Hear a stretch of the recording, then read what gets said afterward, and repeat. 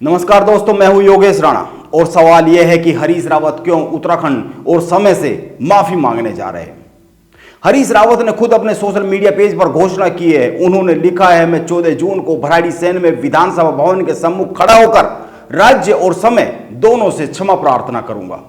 यह हरीश रावत ने घोषणा की है, लेकिन सवाल यह है कि हरीश रावत भराड़ीसैंण में विधानसभा भवन के सम्मुख खड़े होकर उत्तराखंड और समय दोनों से माफी मांगने क्यों जा रहे हैं, जबकि यह काम तो भाजपा को करना चाहिए, क्योंकि उन्होंने ही गैरसैंण को ग्रीष्मकालीन राजधानी बनाया है और वो ही इस पर ध्यान नहीं दे रहे, वो ही गैरसैंण की उपेक्षा कर रहे हैं। हां, हरीश रावत को पहले भराड़ीसैंण में विधानसभा भवन के सम्मुख खड़े होकर यह बताना चाहिए कि उन्होंने उत्तराखंड की राजधानी गैरसैंण में बनाने के लिए अपने राजनीतिक जीवन में क्या किया, और अगर वो अपने प्रयासों में कहीं पर कमी पाते हैं तो फिर वो हकदार है उत्तराखंड और समय दोनों से माफी मांगने के लिए। वैसे यह इस प्रदेश का दुर्भाग्य है कि 1960 से गैरसैंण को राजधानी बनाए जाने की मांग की जा रही है, इसके बाद भी हुआ कुछ नहीं है। 8 जून 2020 को गैरसैंण को आधिकारिक रूप से उत्तराखंड की ग्रीष्मकालीन राजधानी बनाया गया, लेकिन यह केवल नाम के लिए ग्रीष्मकालीन राजधानी है। और फिर यह ग्रीष्मकालीन और शीतकालीन राजधानी क्या होती है? क्या राजधानी मौसम और सुविधा के हिसाब से होनी चाहिए या फिर प्रदेश के विकास की दृष्टि से? यह भी एक सवाल है।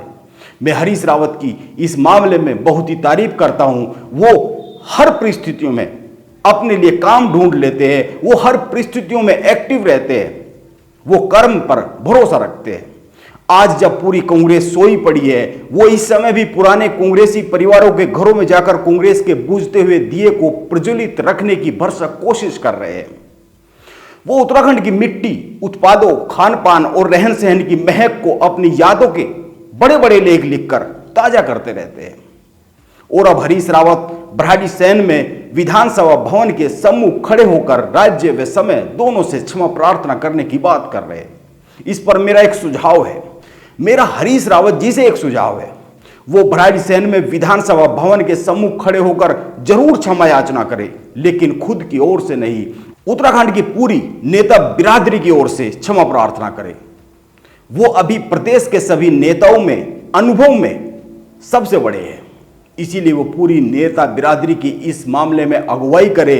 वो भराड़ीसैंण में विधानसभा भवन के सम्मुख खड़े होकर यह क्षमा याचना करे कि हे उत्तराखंड की जनता, हे उत्तराखंड के भराड़ीसैंण, हे गैरसैंण, हे यहां पर बने हुए विधानसभा भवन, मैं उत्तराखंड के समस्त नेतागणों की ओर से आपसे माफी मांगता हूं, क्योंकि नेतागणों की हमारी पूरी बिरादरी ने उत्तराखंड को, उत्तराखंड की जनता को, भराड़ीसैंण को, गैरसैंण को, इस कंक्रीट के बने भवन को 22 साल में वो नहीं दे पाए जिसके ये सभी हकदार हैं। इसीलिए मैं समस्त नेता बिरादरी की ओर से माफी मांगता हूं। हरीश रावत को यह कहना चाहिए, यह एक बात है। और क्या हरीश रावत इस मामले में उत्तराखंड की पूरी नेता बिरादरी की अगुवाई की हिम्मत जुटा पाएंगे?